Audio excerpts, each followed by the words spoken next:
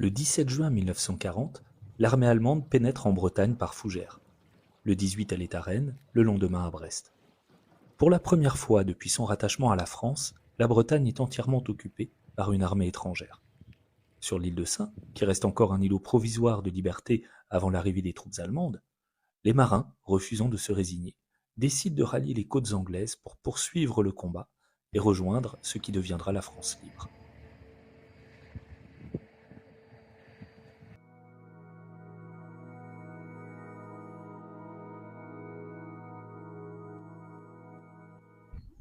Ce bateau est un voilier à coque-bois et à l'origine un navire de pêche type caséieur. Dénommé sloop par les marins du Finistère, il est long de 11,45 m et large de 3,75 m. D'un poids de 14 tonnes, ce voilier sort en 1931 du chantier naval de Belle-Béoc de Morgat. Il est acheté et exploité par Pierre Cuyandre, patron pêcheur sur l'île de Sein, qui le baptise Corbeau des mers, nom usuel du cormoran. Son immatriculation fait référence au quartier maritime d'Audierne. On peut d'ailleurs facilement identifier l'attache quartier du bateau à sa police d'écriture, appelée caractère à barbe, typique des bateaux de pêche dans le Finistère à partir de la fin du XIXe siècle. Nés d'une simple obligation légale, ces chiffrages sont rapidement devenus un ornement sur le bordage des chaloupes. Le A audiernais est devenu un logotype, un symbole de l'identité de la ville et une enluminure pour les bateaux traditionnels. Le corbeau des mers est principalement utilisé pour la pêche à la langouste en mer d'Iroise, mais c'est pour une toute autre raison qu'il entre dans l'histoire dans les premiers jours de l'été 1940. Moi, général de Gaulle, j'entreprends ici, en Angleterre, cette tâche nationale. J'invite tous les Français qui veulent rester libres à m'écouter et à me suivre. Vive la France, libre, dans l'honneur et dans l'indépendance.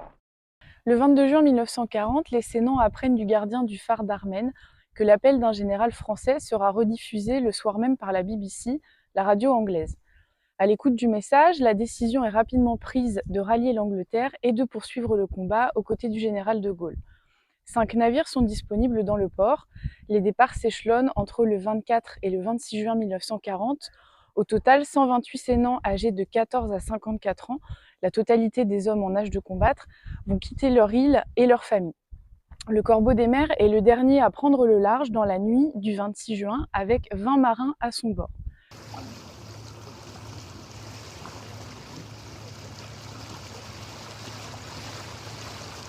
Le 7 juillet 1940, les 400 premiers volontaires sont réunis à l'Empire Hall de Londres par le général de Gaulle. Constatant la proportion incroyable de Sénans parmi eux, il prononcera ces mots restés célèbres : « L'île de Sein est donc le quart de la France ». L'île de Sein sera d'ailleurs faite compagnon de la Libération le 1er janvier 1946. C'est au nom de la France que je suis venu rendre hommage à l'île de Sein, terre du courage, terre de l'exemple, compagnon de la Libération, mon compagnon. Après la guerre, le Corbeau des mers retrouve modestement son activité de pêche. Il pêchera à l'île de Sein jusqu'en 1958.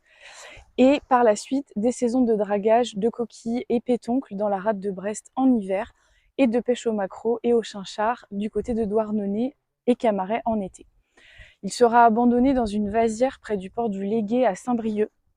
Son histoire mouvementée aurait pu s'arrêter là si les yeux avertis de Gilbert Renault, plus connu sous le nom de Colonel Rémy, ne l'avaient pas reconnu. L'ex-agent secret de la France libre réussit une nouvelle opération en permettant le sauvetage du bateau avec l'aide de l'État et du musée de la Résistance bretonne qui le rachète en 1982. Il est remis en état au chantier du GIP en 1988 et classé monument historique en 1991. Dernier bateau à flot témoin de l'épopée des marins sénans, il est depuis 2017 géré par 47 Nautiques pour le faire naviguer dans le golfe du Morbihan avec du public.